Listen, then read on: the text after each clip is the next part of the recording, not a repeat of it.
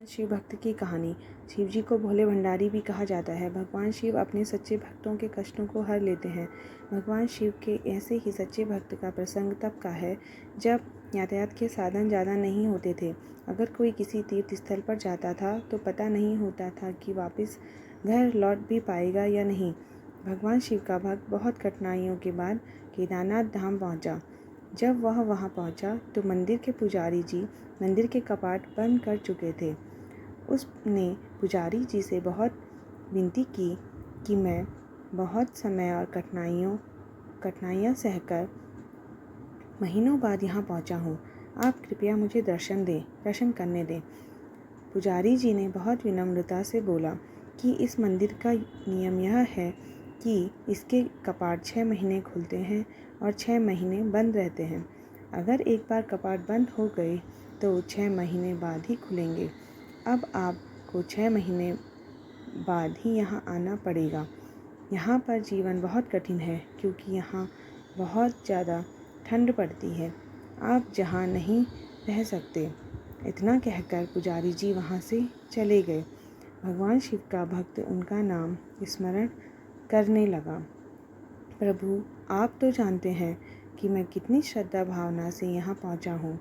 रास्ते में आने वाली कठिनाइयों के बाद भी मेरा मन विचलित नहीं हुआ था क्योंकि मेरे मन में आपके दर्शन की लालसा थी। उसने आँखों से अश्रुधारा बह रही थी। उसे भूख और प्यास भी लग रही थी। कुछ समय पश्चात वहाँ पर एक साधु बाबा आए। उन्होंने उसका हालचाल पूछा। शिव भक्त ने अपनी सारी व्यथा उनको सुना दी। साधु बाबा ने उसे पीने का पानी और खाने को भोजन दिया। उसे हौसला दिया कि मुझे विश्वास है कि कल मंदिर के कपाट अवश्य खुलेंगे। साधु बाबा से बात करते करते कब शिव भक्त को नींद आ गई उसे पता ही नहीं चला। सुबह जब सूर्य के प्रकाश से उसकी नींद खुली तो क्या देखता है कि पुजारी जी पूरी मंडली के साथ मंदिर के कपाट खोल रहे थे। वह पुजारी जी के पास आ गया और कहने लगा कि आप तो कहते थे कि कपाट 6 मास बाद खुलेंगे। पंडित जी को उस भक्त का स्मरण आया कि इसने मुझसे कपाट खोलने की विनती की थी।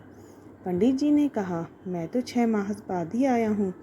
फिर शिव भक्त ने पंडित जी के जाने के बाद एक साधु बाबा से मिलने का पूरा प्रसंग सुनाया। पूरा वृतांत सुनकर पुजारी जी स्तब्ध रह गए। कोई 6 मास तक बिना किसी साधन के इस ठंड में कैसे जीवित रह सकता है। पुजारी जी उस भक्त के चरणों में गिर गए। वह कहने लगे कि कितने वर्ष बीत गए मंदिर में सेवा करते, लेकिन कभी प्रभु के दर्शन नहीं कर पाया। लेकिन तुम्हारी आस्था सच्ची थी। तुम्हारी करुण पुकार सुनकर भगवान शिव न केवल स्वयं तुम्हें भोजन और पानी देकर गए, बल्कि भोलेनाथ ने 6 मास के कालखंड के योग माया से एक रात्रि में समाप्त कर दिया। सच ही कहते हैं कि ईश्वर की भक्ति इतनी सच्ची आस्था से करो। अगर कष्ट तुम पर हो, फिक्र ईश्वर को ही भक्त के कष्ट से कैसे उबारना है। ओम नमः शिवाय। हर हर महादेव।